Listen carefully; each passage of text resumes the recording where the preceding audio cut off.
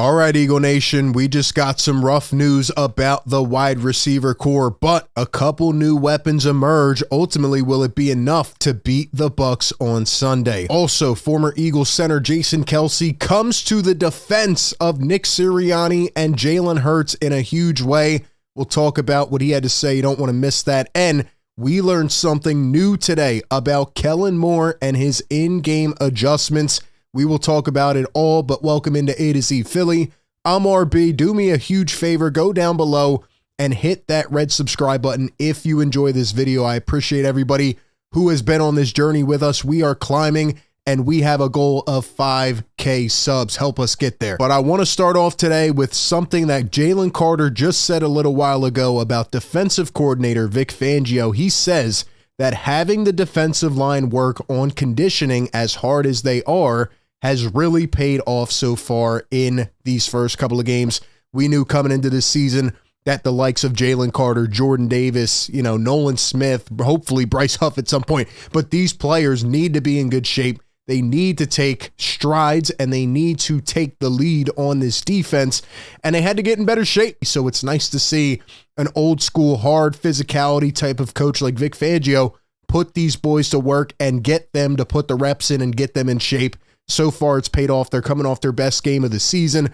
They need to replicate that on Sunday. But all right, let's get into the injury bug. As we know, Britain Covey got hurt on Sunday against the Saints. It is official. He suffered a broken scapula and is expected to be sidelined for 6 weeks. Britain Covey broke the bone in his shoulder on that hit he took on that early screen, and he's a little guy, man. Unfortunately, he's going to be out. I never thought Britain Covey would be as big of an integral component to this team as he is, but he's a huge returner, man. And obviously he's been involved in the offense with the Eagles trying to find their footing on that wide receiver 3.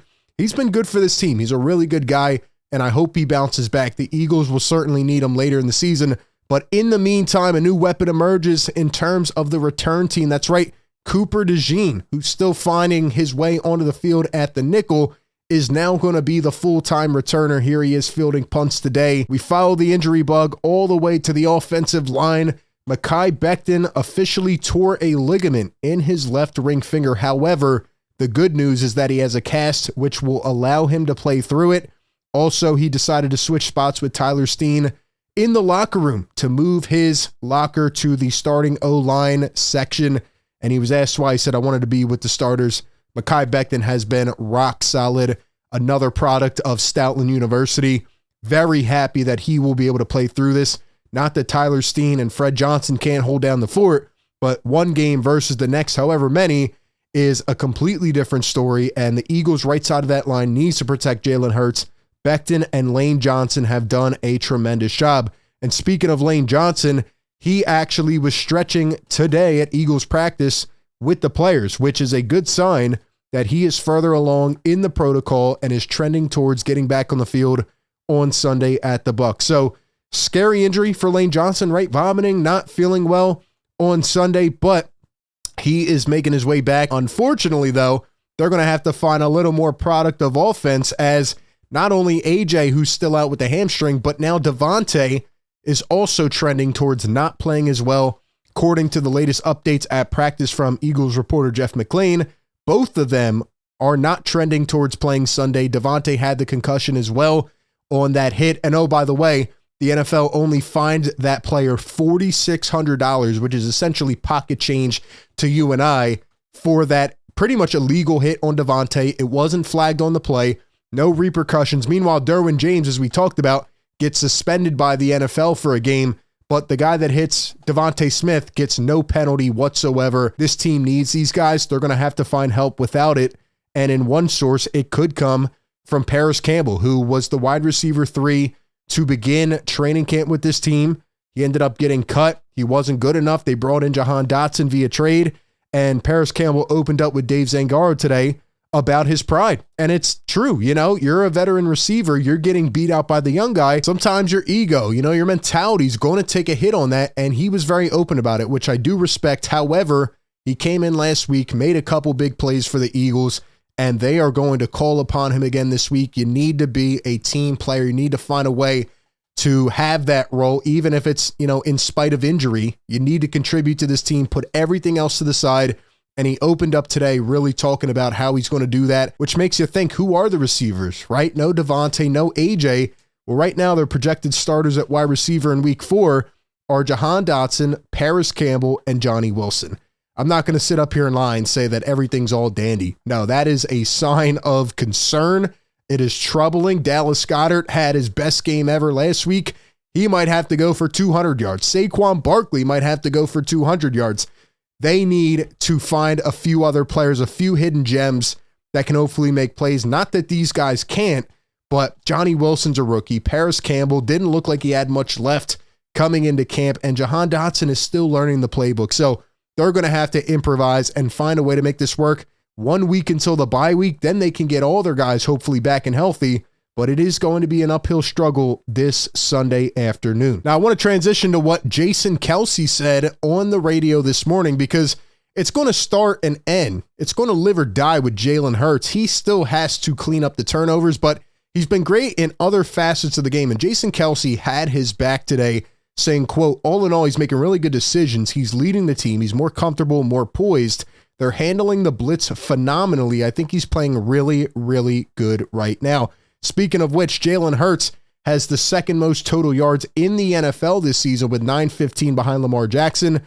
He does have the most turnovers in the NFL since the start of last season at 26, but he also has the best record for any quarterback since 2022 at 27-8 when he took the Eagles to the Super Bowl. So, Jalen does have to clean up the turnovers. A couple of them haven't been his fault, but he does have to make better, timely decisions with the football. I will say he has been getting out, running a little more, improvising, and making some plays with his legs, but he does have to clean that up. However, his completion percentage, as Jason Kelce alluded to, has been fantastic. It's been incredible. Jalen Hurts, listen to this, ladies and gentlemen, has a 71.4 completion rate against the blitz this year, tied for 8th. Here are his completion rates in previous years against the blitz: 51.1, 54.4, 58.1, 60.5, and an 11% jump already this season at 71.4%. That is awesome. He also has one of the highest completion percentages overall this season amongst quarterbacks in the NFL. So Hurts is improving in different areas. I know people are going to, try to find a way to bring him down, but at the end of the day, he is still pretty young. I know you gave him the big contract. He still has to work on different areas of his game. He is improving in a lot of different categories. However, he does have to take care of the football. The Eagles have not won the turnover battle in a game in a very long time, but it's nice to see a guy like Jason Kelce, who was Jalen Hurts' teammate and pretty much his counterpart last season and the season before, go out there and defend his guy. And also, Jason Kelce defended another hot target right now in Nick Sirianni, right? Feels like he has the target on his back. Everybody's talking about Nick and his bad decision-making and what he needs to do better. Jason Kelce said this about Nick Sirianni, quote, he makes critical decisions when it means the most, and by and large, he gets those really right.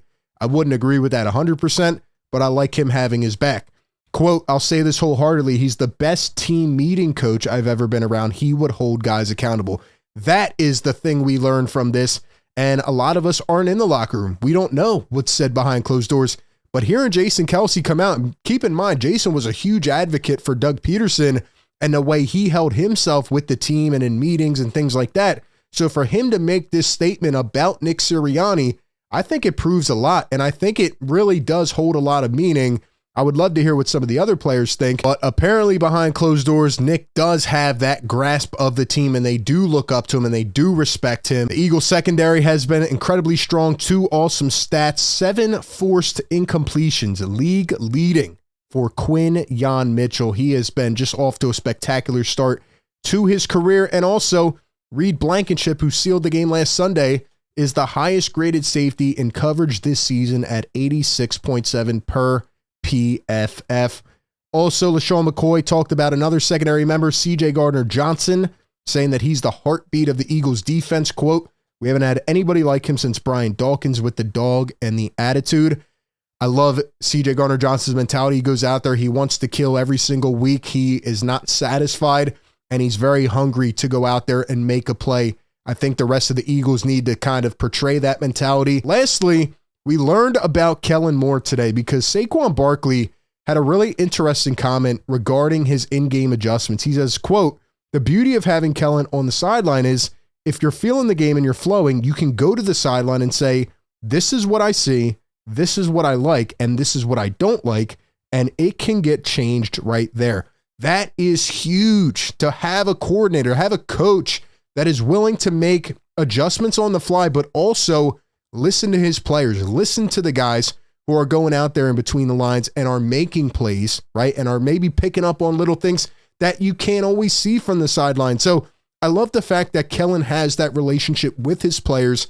He's willing to make adjustments and he's willing to listen to his guys. It's not just like I say this, you listen to me. Nobody's higher, nobody's lower on the totem pole. They all are trying to see eye to eye and they're all trying to work together for one common goal. That's all we got. Give me your thoughts down below. As always, appreciate you all for tapping in. Be sure to like, comment, and subscribe. That being said, I'll catch you on the next one. Discover BetMGM Casino and leap into a world filled with all your favorite casino games. Plus exclusive ones you can't find anywhere else. And progressive jackpots that keep growing. All of it right at your fingertips. BetMGM Casino. Start your adventure today.